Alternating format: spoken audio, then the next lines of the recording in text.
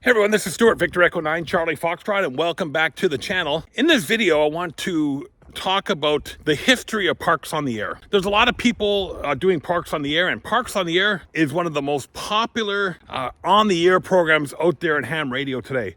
There is no doubt that the success that POTA has had in the ham radio community, a lot of people can learn from, inside and outside of ham radio.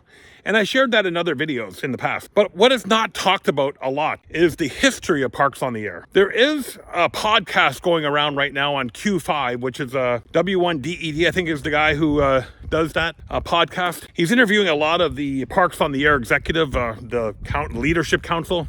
And they're talking about how the early days of POTA. And they often start in 2016, how POTA was born from the National Parks on the Air program in the United States. Jason W3AAX, I think his call sign was inspired from the National Parks on the Air program and started what we know today as Parks on the Air. But that's not 100% true. Prior to the National Parks on the Air program, Jason was the country manager for the World Wide Flora and Fauna chapter in the United States, KFF, Kilo Fox Fox. And he ran the Kilo Fox Fox chapter for World Wide Flora and Fauna for a number of years. World Wide Flora and Fauna started in 2012 and was the first Parks on the Air type of program.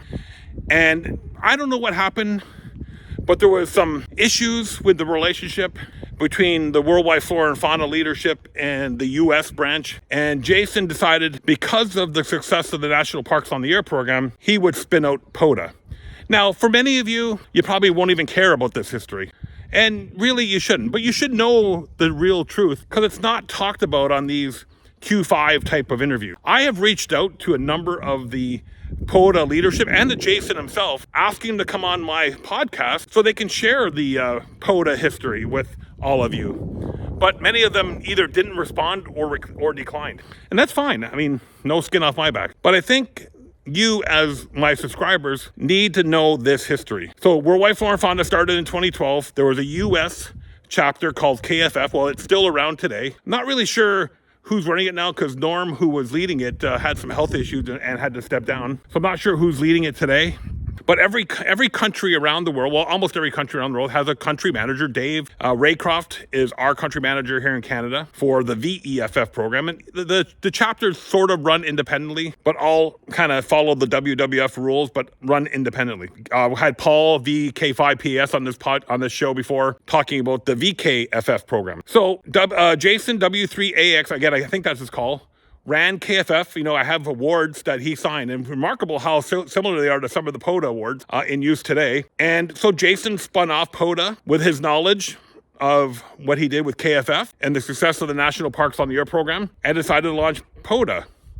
Now, if you look at a lot of the earlier POTA parks in the U.S. or in Canada too, and around the world, a lot of them have the same park number as as WWF numbers. Similarities? Maybe. Yeah, they're strikingly similar, aren't they? But that's how Parks on the Air got started. From the early days of Worldwide Flora and Fauna and the KFF program, Jason had a misunderstanding. Something went sour there and decided to start up Parks on the Air with some of the ways that he thought he could make it better. And rightfully so, he did. Parks on the Air is a great program.